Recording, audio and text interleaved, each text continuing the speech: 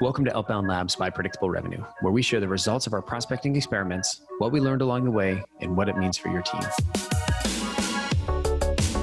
Hey everybody, I'm Colin and this is Lavinia, and we're part of the Outbound Labs team here at Predictable Revenue. So today we are talking email hygiene, and we're not talking about deodorant. I'm sure that is important. If you're not, highly recommend it. We are talking about some things that will, if you don't use them, like deodorant, you won't have any success. And so on my side, the way I see this, there's like three big ones, really four big ones. And that's, the first one is around encrypting your domain. Right, so if your website there's a whole swath of reasons why you want to make sure that your domain is encrypted. And by encrypted, I mean when you visit it, you go to like yourdomain.com, it should say https.yourdomain.com. By default, it can be www in there. If you're not doing that, this is like deal breaker for not just email deliverability, but also for SEO and all that stuff that I know this much about. So don't take my advice on the benefits for SEO or any of those other purposes. But I will tell you that if you're sending emails from a domain that is not encrypted, doesn't have that HTTPS, then it's not going to go very well. And same with kind of the big three for email deliverability. These ones sound really complicated. They're actually super easy. The first, and I'll admit, the first couple times I had to do them, I was like, what in the heck am I doing? At the end of the day, it's a text box and some lines of text, and you literally just have to copy and paste. And I know it has to do with your DNS settings, and so it kind of gets a little bit scary if you're not super technical, but trust me, it's very easy. Google, Office 365, other providers have great explanations. But without further ado, basically what I'm talking about are SPF, DMark, and DKIM. And these are three acronyms that basically mean if you don't have these set up, you are not going to be delivering emails, right? And we can do a bunch of tests. Lavinia's going to go into the details, and we didn't really test these three because we've been testing them throughout the development of Predictable Revenue, and we've seen them be super impactful to the point where we didn't want to go and waste a bunch of time in domains going through things that we've already that I think most companies have established. And so basically SPF came out, I won't go into the details, but basically SPF and DKIM roughly do the same thing. They're just there to validate that the person sending this email is from this domain, right? And so they're just a complicated way of saying, I'm from predictablerevenue.com and this email server is authorized to send email on our behalf. That's the sort of non-technical way of describing it. And I probably couldn't do it justice, the technical way. With DKIM, it basically tells you, it's sort of like a public directory in your DNS settings for who can send emails, and if SPF and if SPF and DKIM aren't set up, what happens, right? And so there's some very easy things, but it's basically like the SPF and DKIM are the most important, and DMark is the sort of third most important because it just says, basically, if somebody doesn't have SPF, if somebody doesn't have DKIM, what do we do? So those are the four, encryption, don't let me forget about that one, that I'm aware of. And again, we didn't do any tests, but I know Lavinia's got a couple that have been really important to us. Yeah, definitely. So with all of these, we've used them as a standard base for all our deliverability experiments, because as Colin was saying, we're pretty surefire know that it's going to improve our deliverability. So it's just a bit more of an insight into how we set up our domains when we've been doing all the experiments we've been talking about during this theme. So a couple of other areas that we focused on to make sure that we really give ourselves the best chance possible is email warm-up. So this is just a case of once you set up a domain and create those emails, don't start sending campaigns from it straight away, even if you're only sending 5 emails a day. Get someone to go in there, send some emails back and forth, get a bit of that reputation score up, email back and forth, maybe to each other, to other emails, and really just get something in there to, as the name suggests, warm up the domain. This sounds like a lot of work. Can I automate this in some way? I believe so, yes. Because you can, in fact, and you can actually, there's some scripts out there and that we've seen. We actually built a couple of our own, but really don't, is the moral of the story. I think that's the, you can try and take a shortcut here, but the warm up is to stop people realizing that you're trying to take a shortcut with automating campaigns, really. Exactly. I think it's the spending that time doing it is going to really make a difference, because if there's any mistake in those scripts, if you're not leaving enough gap in between, if the language and the conversation isn't natural, if there's too many repetitions, it's going to ruin that time spent warming up the domain. And I think it's another one of those hacks that is trying to outsmart Google, right? When you're warming up a domain, you're trying to show Google, hey, we're real people, we're sending things back and forth.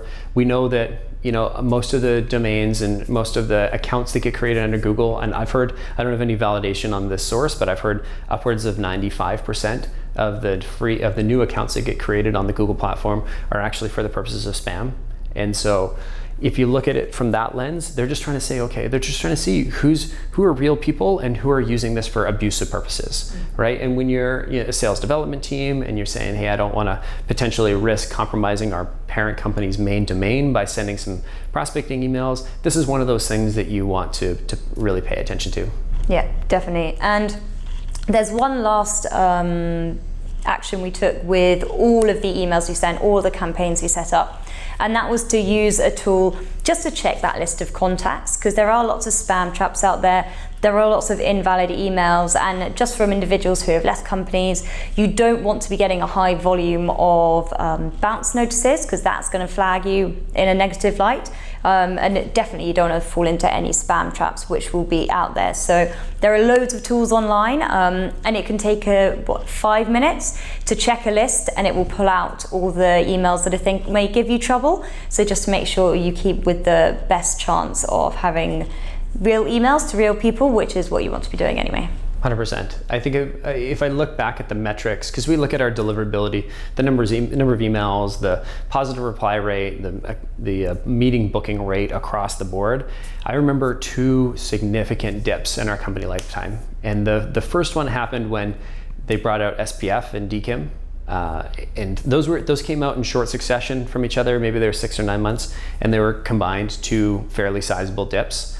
And so if you're not doing that, it's going to be, especially on a new domain, it's going to be not good. Even if you have an existing domain, it's going to be not good.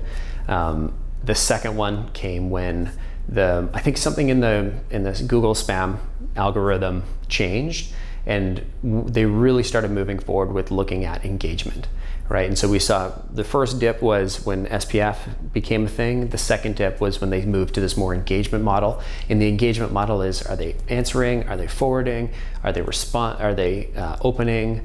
And it's not just are they doing this, but it's the percentage. It's the percentage of emails that you're sending that are bouncing. These are all like hygiene factors that won't improve your response rates, but it will reduce the things that are lowering your response rates. So it'll improve it in a certain way, but it's not like you can hygiene your way to like a 30% response rate. It'll get you back up to what it should be. So if it should be a 5 or a 10% response rate and you're not doing some of these things, it'll drop you down to like below 1%.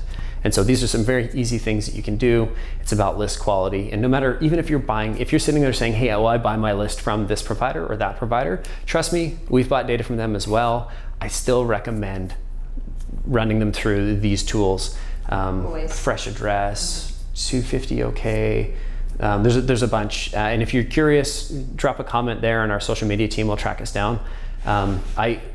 Email list verify. There's a bunch that do just like, is the email good or not? And I think that's the first step, right? Is this email active?